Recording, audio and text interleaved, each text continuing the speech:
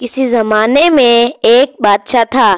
اس کو شکار کرنے کا بہت شوق تھا۔ ایک دن وہ جنگل میں اپنے سپاہیوں کے ساتھ شکار کرنے گیا۔ بادشاہ کی نگاہ ایک ہرن پر پڑی۔ بادشاہ نے گھوڑا دوڑا دیا۔ ہرن بھاگتا بھاگتا جھاڑیوں میں گم ہو گیا۔ بادشاہ نا امید ہو کر لوٹنے لگا، لیکن راستہ بھول گیا۔ اس نے سوچا یہاں جنگل میں رکنا ٹھیک نہیں ہے، کسی ایک سمت آگے بڑھوں، شاید راستہ مل جائے۔ کچھ دور اسے اجالا نظر آیا۔ بادشاہ آگے بڑھتا گیا۔ قریب پہنچنے پر اس نے دیکھا کہ ایک کسان اور اس کی بیوی بیٹھے ہوئے تھے۔ بادشاہ سلامت، آپ یہاں کیسے؟ میں یہاں شکار کرنے آیا تھا، ایک ہرن کے پیچھے بھاگتے ہوئے راستہ بھول گیا ہوں۔ اب رات میں یہیں گزارنا چاہتا ہوں، سویرے چلا جاؤں گا۔ یہاں پناہ، یہ سب آپ ہی کا دیا ہوا ہے، مگر آپ یہاں کیسے ٹھہریں گے؟ میرے پاس تو ایک اچھا بستر بھی نہیں ہے۔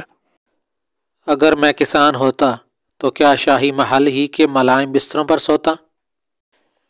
کسان نے بادشاہ کا گھوڑا ایک درخت سے باندھ دیا اور اس کے کھانے کو کچھ گھاس ڈال دی۔ تمہارا کیا نام ہے؟ میرا نام امانت ہے جہاں پناہ۔ اچھا کچھ کھانے کا سامان ہو تو لے آؤ، مجھے بھوک لگ رہی ہے۔ میرے پاس آپ کے کھانے کے لیے کچھ نہیں ہے، چند سوکھی روٹیاں ہیں، وہ آپ کھا نہیں سکتے۔ میں کھا لوں گا، تم لے آؤ۔ کسان صبح کی بنی ہوئی روٹیاں لے آیا۔ بادشاہ نے روٹی کھا کر پانی پیا اور خدا کا شکر ادا کیا۔ تھکاوٹ کی وجہ سے اسے جلدی نیند آ گئی۔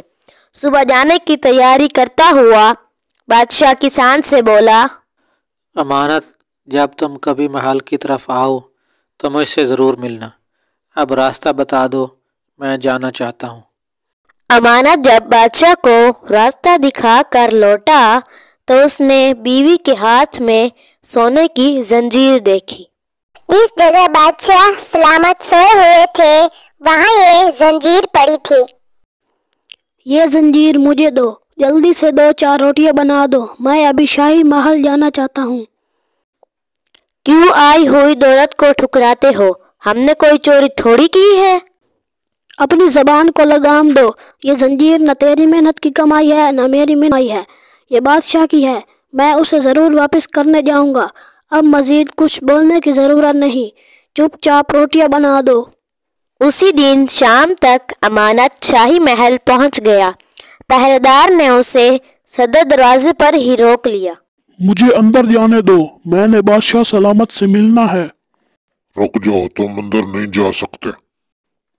اچھا مجھے اندر مت جانے دو، بادشاہ سلامت سے اتنا کہہ دو کہ کل شام والا امانت آیا ہے، آپ سے ملنا چاہتا ہے۔ ٹھیک ہے۔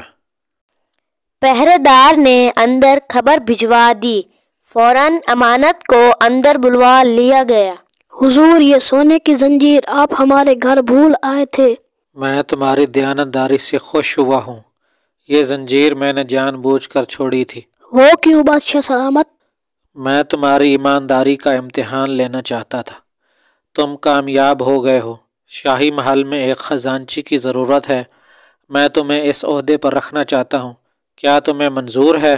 جناب، آپ کا غلام ہوں، جو حکم دے۔ ویسے اس عہدے کے لائق نہیں ہوں، لیکن پھر بھی آپ جو کہیں گے میں تعمیل کروں گا۔